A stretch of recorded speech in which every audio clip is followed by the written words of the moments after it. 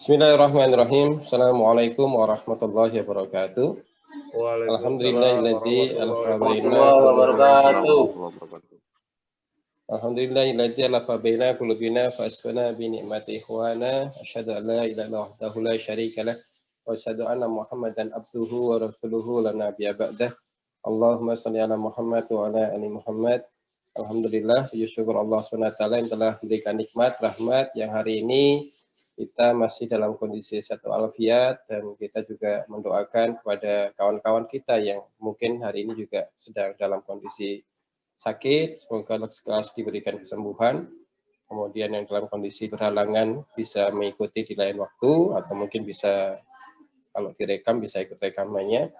Salawat serta salam tak lupa kita sampaikan kepada Rasulullah SAW yang telah memberikan sebuah pencerahan dari zaman jahiliyah ke zaman terang benderang, yang insya Allah hari ini kita akan membahas tentang bagaimana menjaga kesehatan tubuh kita di masa pandemi.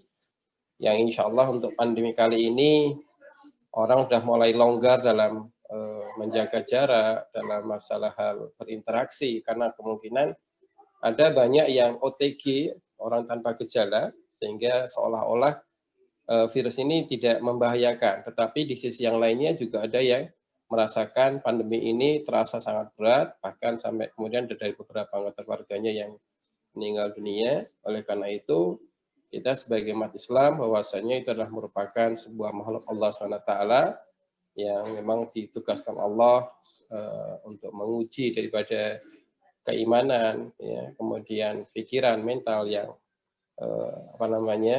pada diri kita sendiri.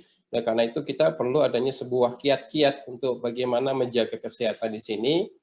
Saya mempunyai kiat yaitu dengan menggunakan kata sehat itu sendiri. Sehat itu ada 5 huruf yang bisa kita jabarkan, yaitu adalah huruf S, huruf E, huruf H, huruf A, dan huruf T. Yang pertama, dalam rangka kita menghadapi pandemi di sini, untuk senantiasa kita tetap mendapatkan kesehatan, dan apabila kita dalam kondisi sakit mudah untuk disembuhkan, itu adalah namanya healing, ya, atau istilahnya menyembuhkan diri sendiri. Jadi dengan adanya yang pertama yaitu adalah sakinah. Jadi kita buat adanya sebuah tenang, waspada, tidak harus panik, ya. Kemudian dengan adanya sebuah pandemi tidak harus takut, kita masih punya Allah SWT. Bagaimana cara untuk menghadirkan sakinah dalam kehidupan kita setiap harinya? Maka tentu bahwa sakinah ini adalah milik Allah SWT. Walladzi anzalna sakinata fi qulubil mu'minina. Sesungguhnya sakinah itu milik Allah, diturunkan pada orang-orang yang mukmin. Dan insya Allah Allah juga, Rasulullah juga pernah mengajarkan yang adanya doa-doa tentang keselamatan dan masalah perlindungan, atau yang sering disebutkan zikir pagi dan petang. Ini adalah dalam rangka kita membentengi diri kita untuk senantiasa selalu sakinah. Ya, kemudian daripada kita panik dengan adanya kondisi pandemi di sini, tenang-tenangkanlah dengan kita banyak berzikir pada Allah SWT. Apalagi mungkin ada beberapa kawan yang sekarang dengan adanya pandemi banyak waktu di rumah, ya, itu adalah banyak untuk menjalin interaksi dengan keluarga, ya, menciptakan sebuah ketenangan, sakinah. Jadi ada poin-poin untuk meningkatkan ketenangan di sini, yaitu adalah yang pertama dengan membaca Al-Quran. Ya. Dalam sebuah penelitian Al-Quran di sini, di Jepang terutama ada sebuah penelitian, ada orang yang mengalami kanker diperdengarkan dengan suara Al-Quran, yang mereka tidak beriman kepada Islam dan mereka juga nggak tahu tentang bahasa Al-Quran, dengan mendengarkan Al-Quran saja, ya, ternyata setelah diteliti banyak sel-sel kanker itu yang melakukan bunuh diri. Artinya dengan adanya Quran di sini mampu untuk memberikan sebuah willpower, kekuatan dari tubuh kita sendiri untuk melawan yang namanya virus kanker, dan insya Allah juga termasuk virus COVID-19 yang sedang kita alami sekarang ini. Jadi membaca Al-Quran ini yang lebih baik bukan hanya dengan mendengarkan, yang sudah bisa membaca Al-Quran, lebih baik duduk sejenak, membaca Al-Quran dan dikeraskan. mungkin tidak harus menggunakan loudspeaker ya, tapi kita membaca Al-Quran dengan didengarkan, ada suara yang bisa kita dengarkan, di situ akan berinteraksi dengan darah kita, berinteraksi dengan sel imun tubuh kita, insya Allah akan membantu meningkatkan sistem sistem imunitas tubuh kita. Yang kedua adalah bacaan-bacaan Al-Quran tadi itu dibawa di dalam sholat, ya, dibawa dalam sholat. Jadi dengan adanya sholat di sini ada beberapa rangkaian yang bisa untuk mencegah dengan adanya wabah pandemi di sini. Yang pertama adalah wudhu. Ya, COVID-19 ini merupakan virus yang ukurannya paling besar dari di antara beberapa virus-virus yang ada yang ditemukan oleh para virusologi ya. Dan dia hanya bisa menempel pada permukaan yang berlemak. Maka dengan adanya kita ini banyak berwudu, ya, terutama misalnya kita minimal tidaknya adalah sholat 5 waktu ini di awal-awal waktu. Ini mungkin sangat luar biasa sekali kita temukan dengan adanya sholat 5 waktu di awal, apalagi bisa berjamaah, kita bisa mendapatkan wudhu itu yang lebih teratur ya. Apalagi ditambah dengan adanya sholat-sholat sunnah duha, sholat sunnah tahajud, maka kita akan terus berinteraksi dengan wudhu. Ya. Dan perlu diperhatikan dalam berwudhu ini untuk COVID-19 di sini, kita perlu memperhatikan tentang yang pertama adalah kumur-kumur. Ya, kumur-kumur ini betul-betul kita lakukan dengan maksimal, memompa air digerakkan secara cepat di mulut untuk menghilangkan kadar lemak yang ada di mulut kita, kemudian menghirup air dalam hidung kita keluarkan, ini juga akan membersihkan daripada rongga pernafasan kita. Kemudian pada saat membasuh muka, pastikan mata kita terbuka, karena ketiga organ inilah yang akan mampu menularkan daripada pasien atau penderita kepada orang yang sehat adalah dengan adanya masuk atau menempel pada kelenjar lendir mulut kita, hidung, dan kemudian kita menyentuh mata, dan di situ akan bisa berinteraksi menjadikan infeksi COVID-19. Maka apabila kita sudah terinfeksi, apabila dalam waktu 2-3 jam kita berwudu, insya Allah, ya. Kebanyakan penderita COVID yang tertular ini adalah karena dia tidak berinteraksi dengan adanya wudhu berterus-terusan. Ya. Mungkin pada saat terinfeksi dengan COVID, masuk dalam ruangan ber-AC, kerja lama lebih dari 4 jam tidak ke kamar mandi, tidak membasuh bagian muka, tidak mencuci ini, tidak membasuh hidung, muka, mulut, dan mata tadi, menjadikan inkubasi. Ya. Jadilah yang namanya inkubasi, pembelahan sel daripada sel-sel tadi menjadikan terjangkiti dan infeksi. Jadi insya Allah selama kita ini mampu menjaga wudhu, setidaknya setiap 2-3 jam sekali kita ambil membasuh muka, daripada hanya membasuh muka, lebih baik sekaligus berwudhu, ambil sholat sunnah, insya Allah Allah akan turunkan yang pertama adalah ketenangan. Ya, ketenangan yang berikutnya selain kita membaca Al-Quran, selain kita sholat, yang berikutnya adalah sedekah.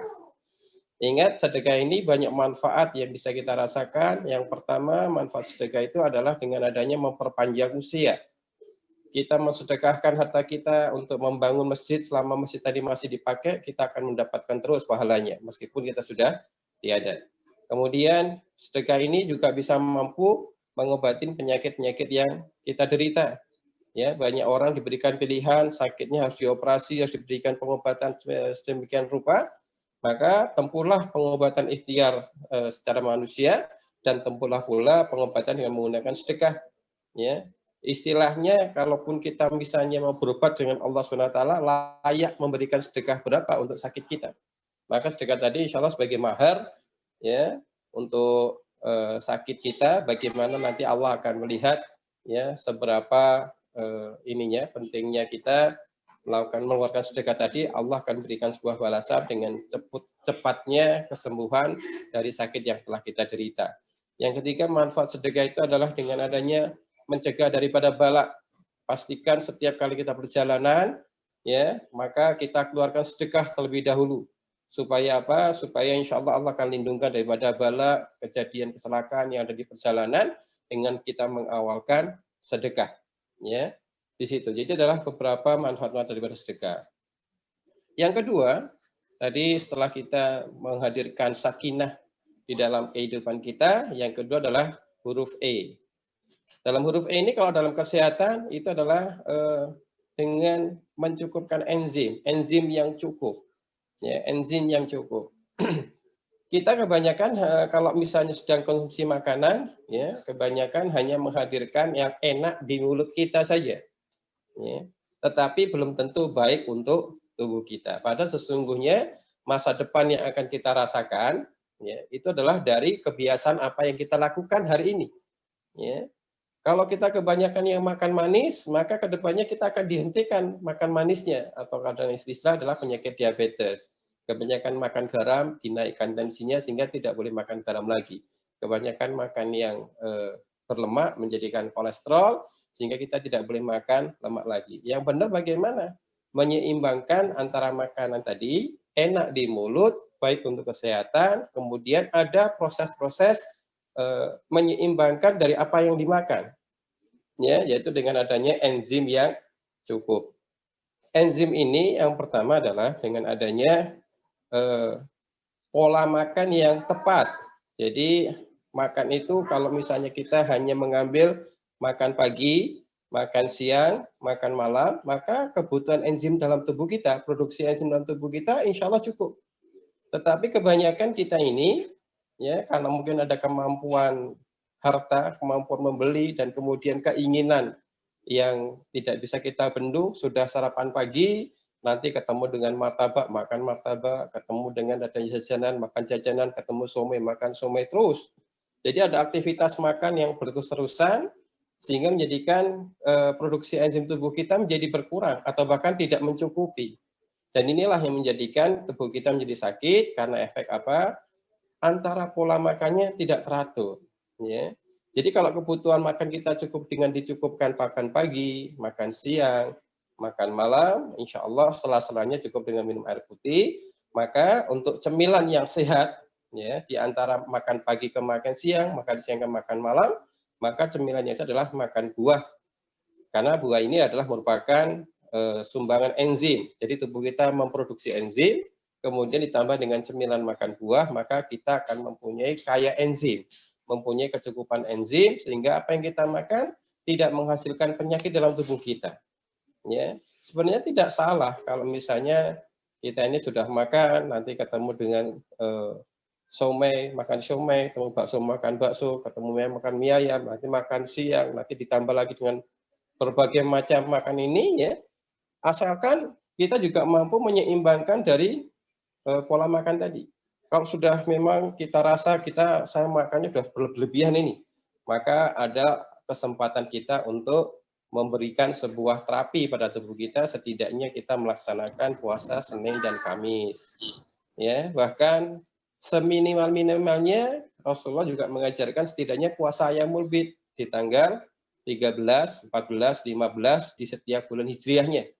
Dan Masya Allah, ya, di masa COVID-19 di sini ditemukan ilmuwan pakar imunologi dari Prancis mengatakan bahwasanya orang yang melakukan puasa berturut-turut selama 3 hari akan mampu mempunyai daya tahan tubuh, sel imunitas tubuhnya meningkat 2 kali lipat. Dan ini adalah merupakan solusi daripada orang-orang yang mempunyai atau yang terjangkiti dengan adanya virus ini adalah dengan adanya berpuasa setidaknya 3 hari berturut-turut, ya, itu akan meningkatkan sel tubuh, sel imun kita, dan kita akan membatasi apa yang kita makan. Semakin kita batasi itu makanan yang kita konsumsikan masuk tubuh kita akan semakin ringan dalam melayani apa yang kita makan.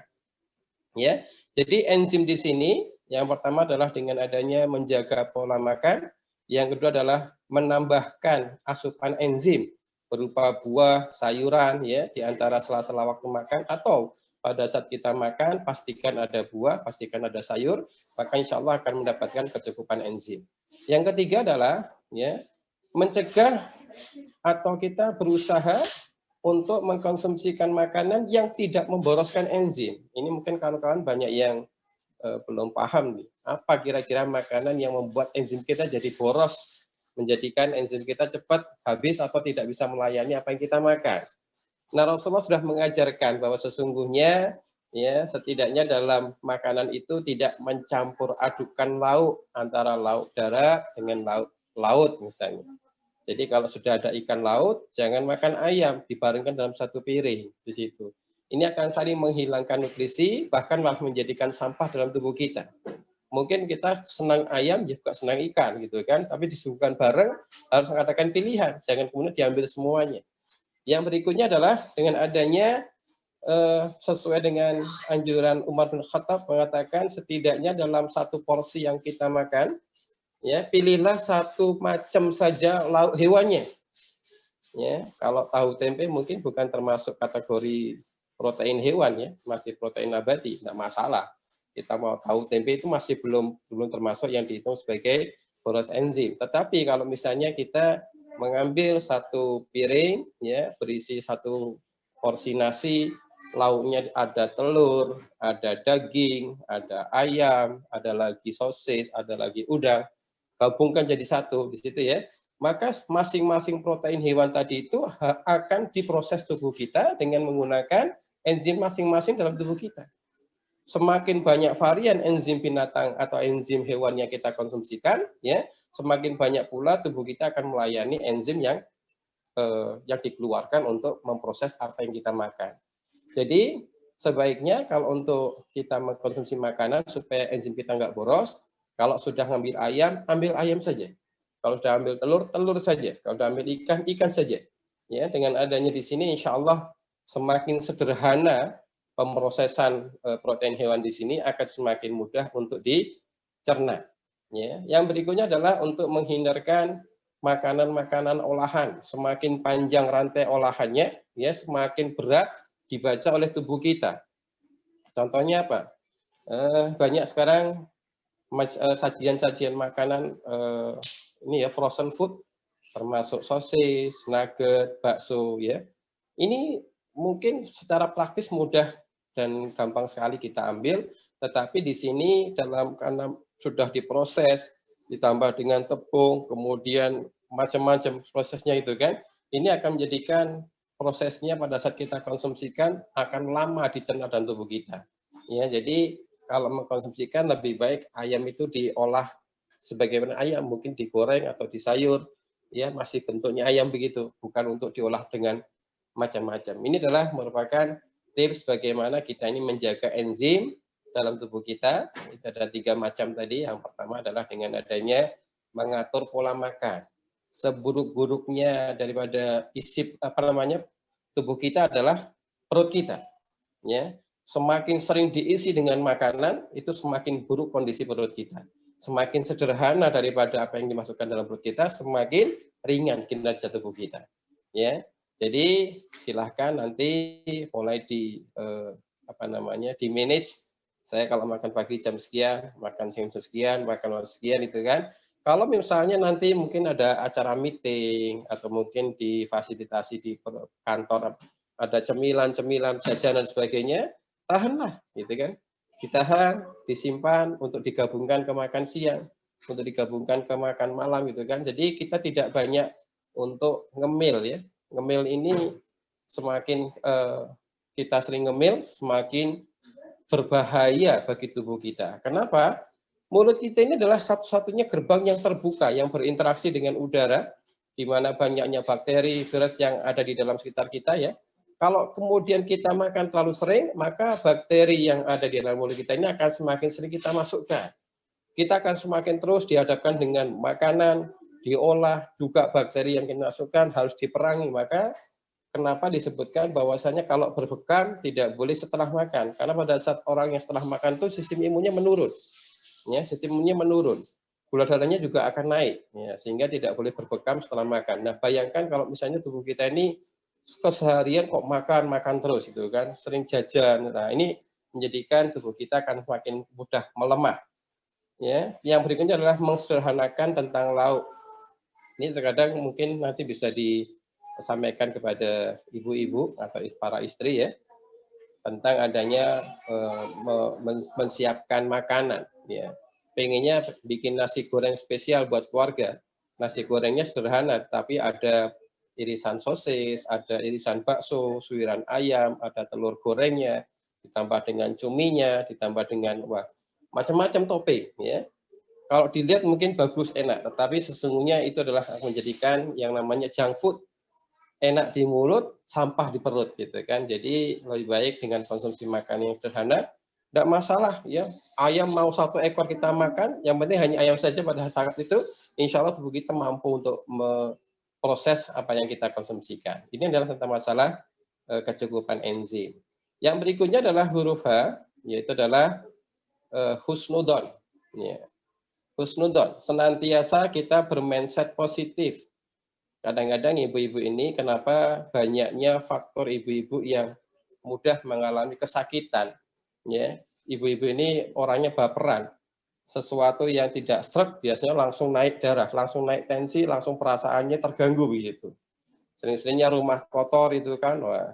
Seharusnya kalau misalnya ada rumah kotor, ambil sapu, disapu gitu kan, itu selesai. Tetapi ngambil sapu, bersihkan sambil ngomel. Mau anak-anak udah besar-besar macam-macam itu kan ya, sambil ngomel.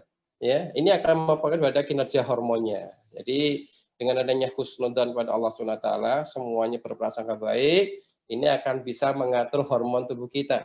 Dan juga sampai masalah gejolak emosi ya. Jadi orang yang sangat bijak itu adalah orang yang senantiasa melihat semua masalah itu dengan adanya positive thinking. Ada orang yang melihat kecelakaan adalah merupakan musibah, tetapi kalau untuk orang yang bijak, kecelakaan itu adalah merupakan sebuah hikmah. Ya, di situ akan ada hal-hal yang baik yang Allah siapkan di balik musibah yang telah kita hadapi. Ya, jadi kalau semua dikatakan semua kondisi adalah baik bagi saya, semua sudah diatur Allah SWT, saya tinggal menerimanya dan mengambil hikmah di baliknya, insya Allah Allah akan berikan dia terus kemujuran ya, kemujuran di situ ya. Nah, di situ adalah karena efeknya selalu husnudon, ya, selalu husnudon kepada Allah SWT, ya, dan ini juga merupakan apabila kita ini terus berprasangka buruk, ya, maka yang buruk-buruk yang lain akan datang, ya. Dengan kita senantiasa berpikiran baik, ya, husnudon, berprasangka baik, maka kebaikan-kebaikan pula yang akan datang. Ini namanya the law of attraction, ya. Hukum untuk menarik sesuatu itu berdasarkan dengan mindset kita. Nah, di situ. Kadang-kadang orang sakit itu, ya, itu disebabkan karena was-wasnya kita sendiri. Pada saat kita mungkin kebanyakan minum es hari ini, bosin, keluar ingus, pilek gitu kan. Kita langsung berpikir, jangan-jangan saya terinfeksi COVID itu kan. Apa yang terjadi? Maka pilek semakin parah, drop gitu kan. Wah, saya jangan COVID. Nah, ternyata betul kita pada saat ini tertular dengan COVID betulan. Ya. Bagaimana masalahnya kita dalam kondisi husnudon? Wah, pilek-pilek ini alhamdulillah saya diberikan kesempatan untuk istirahat, ambil air wudhu, sholat, banyak zikir, gitu kan. Meskipun kita terinfeksi dengan COVID, tetapi karena sistem imun tubuh kita yang baik, maka akan mampu membalikkan, akan mampu melawan daripada virus yang telah menginfeksi tubuh kita. Itulah bedanya dengan adanya kekuatan fitrah seseorang. Ada orang yang kena COVID dalam kondisi sehat-sehat saja, ada yang disebut dengan OTG, ada yang baru kena COVID sebentar, sudah drop, banyak ingus, banyak lendir, dan sebagainya. Karena kemungkinan orang yang mudah drop adalah was-wasnya luar biasa, paniknya luar biasa, ketakutannya itu luar biasa, sehingga menjadikan kinerja hormon kita turun, enzim kita habis, sistem imun kita menjadi roboh, menjadilah terinfeksi dengan banyaknya munculnya penyakit-penyakit yang berhubungan dengan adanya infeksi COVID-19, bisa pneumonia, sesak nafas, bisa dengan adanya gatal kulit, bisa dengan adanya mata memerah, ya, dan lain sebagainya. Jadi di sini sangat penting sekali untuk senantiasa membangun husnudzon pada Allah SWT. Setiap bangun tidur, ucapkan syukur, mau berangkat, bismillah, dengan pelindungan bismillahirrahmanirrahim, semuanya disapa, setiap ketemu kita senantiasa tersenyum. Insya Allah. Ini adalah merupakan husnudzon kepada Allah SWT. Yang berikutnya adalah huruf A. Dalam rangka mendukung kesehatan, terutama di masa pandemi di sini, ada dalam Al-Quran, waja'alna al-laila libasa, waja'alna an-nahara ma'asa. Ya, ini mungkin masih agak menyinggung bagi kawan-kawan yang masih harus bekerja dengan overshift ya, shift malam dan sebagainya. Quran menyebutkan bahwasanya sesungguhnya Wa ja'alna laila libasa. Jadikanlah malam itu sebagai selimut. Tidurlah di malam hari. Ya, wa ja'alna nahara ma'asa. Bekerjalah di siang hari. Maka sudah tidak apa namanya? Tidak perlu kita pentingkan kembali untuk melekan malam. Ya. Jadi kita perlu bijak bagi tubuh kita sendiri untuk senantiasa istirahat malam ini adalah untuk kesehatan tubuh kita. Ya, kita tengok orang-orang di daerah pegunungan, ya. Ini kenapa umurnya panjang-panjang, kekuatan tubuhnya luar biasa. 80 tahun masih kuat manggul kayu bakar. Kenapa? Ya karena dia siangnya bekerja full, malam ya sudah tinggal istirahat begitu ya. Tidak banyak tontonan, tidak banyak cemilan, tidak banyak dengan makanan yang berlemak, campur-campur makanan itu kan. Ya kan kita di kota banyak jajanan-jajanan yang menggiurkan gitu kan. Ya. Ini menjadikan efek aktivitas tubuh kita yang keluar daripada aktivitas normal, siang masih melekan, siang masih malam masih sering melekan, ya, siang masih juga bekerja, sehingga istirahat malam kita menjadi berkurang. Ya, ini menjadikan efek tidak adanya fungsi regenerasi sel. Ya, kenapa? Fungsi regenerasi sel di sini hanya akan dipicu, hanya akan diproduksi pada saat kita sedang tidur dan tidur kita berkualitas. Kapan tidur kita berkualitas? Menurut daripada survei, tidur yang berkualitas adalah pada saat kita tidurnya mampu mengeluarkan hormon melatonin yang dikeluarkan oleh kelenjar otak kita, sehingga akan mampu memerintahkan daripada hormon untuk mereproduksi atau meregenerasi sel-sel yang telah rusak. Kurang lebih untuk tidur yang berkualitas adalah kisaran jam 9, jam 10 malam sudah mulai tidur, ya, sampai dengan jam 1 atau jam 2 malam. Ya. Maka dengan adanya di sini, insya Allah kita akan mendapatkan tidur berkualitas. Nah, kalau kita tidurnya masih setiap harinya di atas jam 11 malam, maka kita sedang mengurangi jatah regenerasi sel tubuh kita. Atau rutin tidurnya di atas jam 1 malam, maka meskipun mata kita tertidur, tubuh kita tertidur, itu kan, tapi tubuh kita tidak mampu melakukan proses regenerasi sel, ya, karena regenerasi hanya terjadi pada saat tubuh kita melakukan hormon melatonin. Ya. Salah satu daripada ciri-ciri orang yang gagal melakukan regenerasi sel adalah setiap kita bangun tidur masih terasa capek, bangun tidur masih terasa pegel, mungkin masih terasa pusing. Ini menandakan tubuh kita gagal melaksanakan fungsi regenerasi sel.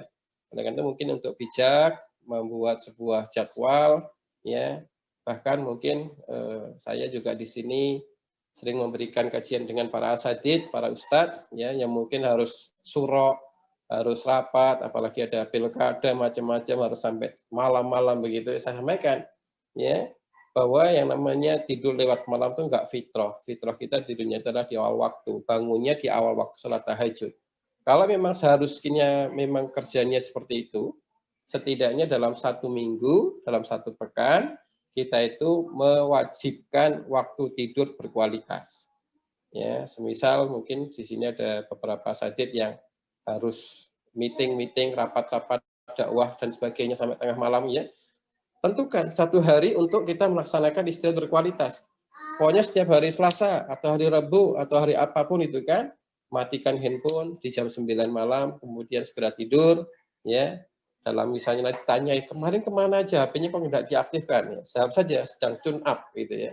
Sedang memperbaiki tubuh kita dengan adanya, setidaknya dalam 1 minggu ini ada tidur yang berkualitas. Kalau memang tidak bisa tiap hari, setidaknya seminggu sekali untuk kita melaksanakan tidur berkualitas. Itu tidur di awal waktu dan hanya cukup sampai dengan jam 2, jam 3 sudah bisa bangun melaksanakan sholat tahajud. Ya. Salah satu daripada orang yang mengalami kekurangan tidur malam yaitu adalah munculnya kantong mata yang menggelembung. Ini menandakan fungsi ginjalnya sudah terlalu berat. Jadi kalau misalnya adanya kantong mata menggelembung, ini biasanya nanti akan mulai membuat kerutan, mengkerutnya ginjal. Ya, sekarang sedang banyak adanya fenomena pasien-pasien yang mengalami gagal ginjal karena masalahnya banyak tontonan, ya, banyak yang harus dibuat melekan dan sebagainya. Ya, menjadikan kondisi tubuh kita semakin mudah drop. Itu adalah tentang aktivitas yang normal, yaitu setidaknya jadikan siang sebagai mencari maisha, malam kita untuk istirahat. Ya. Yang terakhir yaitu adalah treatment. Ya. Sakinah enzim yang cukup, husnudzon pada Allah SWT, kemudian aktivitas yang normal, yang ini adalah treatment. Sebagaimana kita mempunyai kendaraan, ada jadwal treatment yang harus rutin kita kerjakan, ya, yang harus kita kerjakan dengan mungkin ganti oli, dengan adanya mencuci dan sebagainya, ya. Ini perlu kita juga lakukan untuk melaksanakan treatment. Ini sedikit tips bagi kawan-kawan Pro Power 88 ya. Ada beberapa tips yang disampaikan Rasulullah SAW. Setidaknya ada 4 hal dalam rumah kita yang bisa dijadikan sebagai pengobatan atau P3K dalam rumah tangga kita. Yang pertama adalah, yaitu Rasulullah mengatakan herbal yang bersifat panas dan kering. Contohnya adalah habatus sauda. Ya, bahkan di dalam riwayat hadis yang disebutkan Rasulullah bahwasanya habatus sauda adalah obat segala macam penyakit kecuali maut. Artinya apa? Pada saat semua perobatan sudah diberikan dan tidak bisa memberikan kesembuhan, maka obat terakhir untuk mendekati maut, ya, ini adalah dengan habatus sauda. Ya. Sudah lepaskan semua obat, minumkan habatus sauda, insya Allah lah. Jadi di sini akan membuat sebuah pengobatan yang bersifat panas dan kering. Kemudian yang berikutnya adalah tentang garam. Ya. Garam ini mungkin bagi tips para kawan-kawan yang ada di Power 88, bagaimana cara bijak untuk menikmati garam. Ya. Jadi garam ini dia kalau misalnya dipanaskan, dimasak dalam sebuah masakan, sudah dipanaskan ini, apalagi nanti masakan tadi diangetin lagi di situ, maka garam ini akan mampu mengentalkan darah sehingga akan menjadikan tensi yang naik, itu kan akan adanya pengapuran dalam pembuluh darah. Sehingga bagaimana dengan adanya pengobatan untuk menggunakan garam di sini, nah Rasulullah mengajarkan untuk mengkonsumsikan garam itu tidak dipanaskan. Ya, jadi mungkin kalau ibu-ibunya masak dalam kondisi hanya sayuran yang hambar tanpa rasa asin, asinnya kita campurkan dengan pada saat kita mau makan saja. Kemudian untuk orang yang mempunyai diuretik tinggi atau istilahnya polyuria ya, dikit-dikit kencing, itu pengobatannya dengan menggunakan air garam. 1,5 liter botol yang besar itu mungkin bisa kita isi dengan air 1,5 liter, tambahkan garamnya kurang lebih 1/4 sendok teh, kita tambahkan, kita larutkan, kita gunakan untuk minum harian. Namanya minuman ion. Ya. Ditambah juga bisa juga dengan adanya air kelapa. Jadi air kelapa ini bersifat panas dan basah. Jadi bisa juga menggantikan adanya fungsi garam. Jadi setidaknya kita ini ada aktivitas selama 1 minggu 2-3 kali minumkan air kelapa.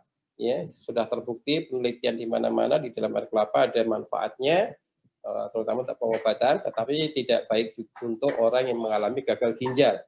Ya, kalau gagal ginjal tidak boleh minum air kelapa muda, yang boleh adalah air kelapa tua. Ya, kalau air kelapa tua boleh diminumkan oleh pasien gagal ginjal.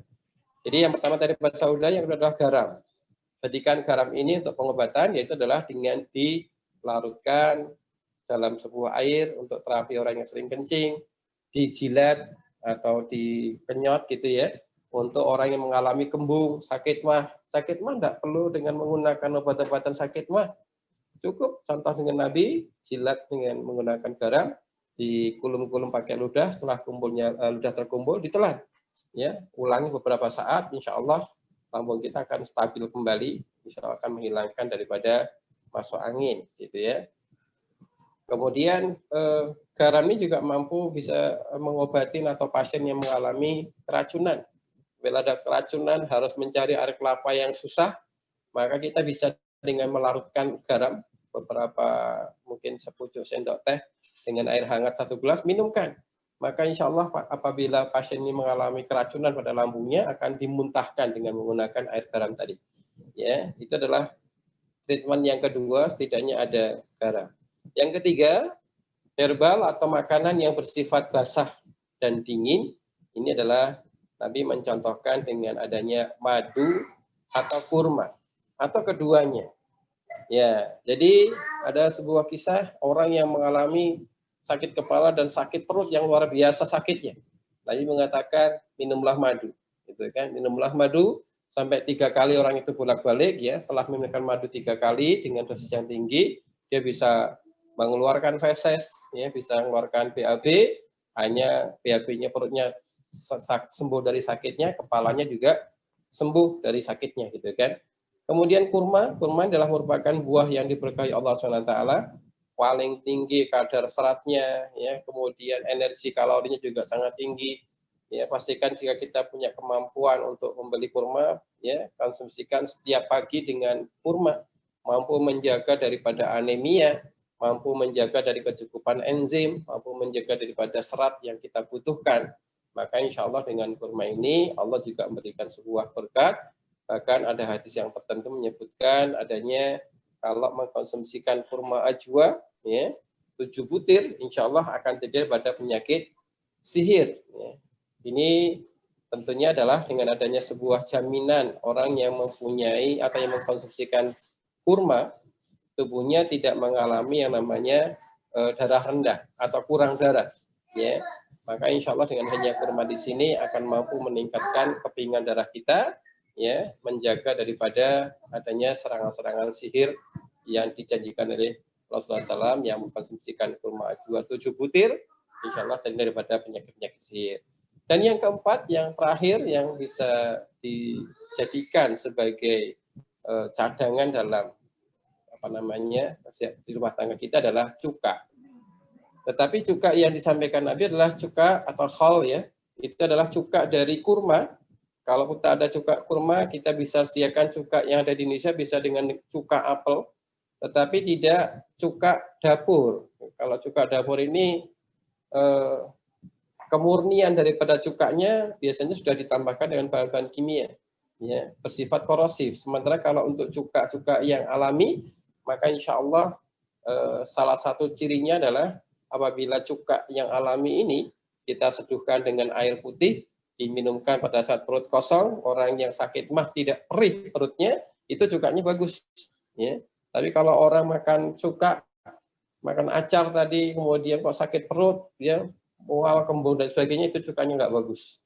Dan ada beberapa tips yang disampaikan oleh Rasulullah dalam kitab Ibnu Qayyim al-Jauziyah, ya, apabila orang mempunyai penyakit gula, ya, maka obatilah dengan menggunakan gula. Obati dengan menggunakan kurma yang berwarna hitam, obati dengan menggunakan madu yang berwarna hitam. Ya, jadi makan gula putihnya dihentikan. Orang kalau udah kena diabetes, makan gula putihnya dihentikan, makan kurma yang warnanya gelap, atau minum madu yang warnanya gelap, atau mungkin dengan gula merah, insya Allah akan mampu menurunkan gula darah. Kemudian obatilah penyakit lemak dengan lemak. Apabila orang sudah kena penyakit kolesterol tinggi, asam urat tinggi, maka obatnya dengan menggunakan lemak yang baik. Lemak yang baik itu bisa dengan menggunakan zaitun, ya, sesuai dengan sunnah, bisa juga dengan menggunakan VCO. Indonesia kaya akan VCO, boleh mengkonsumsikan VCO setelah makan. Ya, apabila kita mengkonsumsikan makan berlemak, minumkan VCO, atau VCO kita campurkan pada makanan. Insya Allah akan bisa mengurangi resiko daripada makanan lemak yang kita konsumsikan. Yang berikutnya adalah obatilah asam dengan menggunakan asam. Orang mempunyai asam lambung tinggi, mempunyai asam urat yang tinggi, obatnya dengan menggunakan asam. Asam apa? Asam cuka. Ya, asam cuka. Mungkin kalau misalnya tidak ekstrim harus minum cuka, karena cuka luar biasa asamnya, ya. Maka Nabi ini bagaimana dalam mengkonsumsikan cuka, Nabi ini membiasakan untuk setiap kali makannya selalu menghadapi atau selalu lauk dengan acar. Ya. Acar dalam kitab Ibnu Qayyim Jauziyah yang dilakukan oleh Nabi adalah dengan membuat irisan mentimun, ditambahkan dengan bawang merah yang masih mentah, dirajangin begitu, tambahkan dengan adanya cuka, ya, dan ditambahkan sedikit garam. Ini kalau dalam kajiannya, ya, bawang merah ini bersifat panas, maka didinginkan dengan mentimun yang sifatnya dingin. Kemudian cuka sifatnya asam, dibasakan dengan menggunakan garam. Paduan antara mentimun, bawang merah, garam, dan cuka di sini adalah sangat baik untuk kesehatan. Insya Allah akan mampu membersihkan darah kita setiap waktu. Ya. Dan juga untuk konsumsi acar yang rutin di sini akan mampu menjaga proporsional tubuh kita. Mungkin bagi kawan-kawan 88 yang sudah mulai buncit perutnya, Nah, ini untuk setiap kali lauk makanannya tambahkan dengan menggunakan acar, ya. Nah, mungkin kalau kebiasaan acar di Indonesia harus ditambah dengan gula, boleh tambahkan dengan gula, boleh tambahkan pemanis madu, boleh pemanis daripada sari kurma, boleh. Ya, intinya adalah tadi membiasakan untuk makan acar. Setiap kita makan, insya Allah akan mampu menjaga membersihkan darah kita. Ya, jadi ini yang bisa saya sampaikan dengan adanya bagaimana mencegah daripada atau dalam menghadapi kondisi pandemi di sini, kita berlaku sehat seperti yang disampaikan tadi, yaitu adalah senantiasa sakinah, selalu tenang, ya, selalu gembira, bahagia dengan menjalin bersama dengan keluarga dan sekitar kita. Yang berikutnya adalah enzim yang cukup, yang berikutnya adalah husnudon, prasangka baik, semua kebaikan kita hadirkan ya supaya kita juga mendatangkan bagaimana yang lainnya, kemudian aktivitas yang normal, dan berikutnya adalah treatment. Selain treatment daripada makanan yang tadi kita sampaikan, bisa juga treatment dengan berbekam, ya, bisa juga dengan adanya treatment merendam kaki dengan menggunakan air garam. Ini adalah merupakan termasuk daripada treatment yang bisa dilakukan. Mungkin ini bisa disampaikan, berikutnya mungkin dari kawan-kawan yang ingin menyampaikan pertanyaan atau konseling, silahkan apakah diatur oleh admin. Saya serahkan kepada Mas Malik atau Mas Lubis. Dari saya sekian. Assalamualaikum warahmatullahi wabarakatuh. Waalaikumsalam warahmatullahi wabarakatuh. Jazakumullah.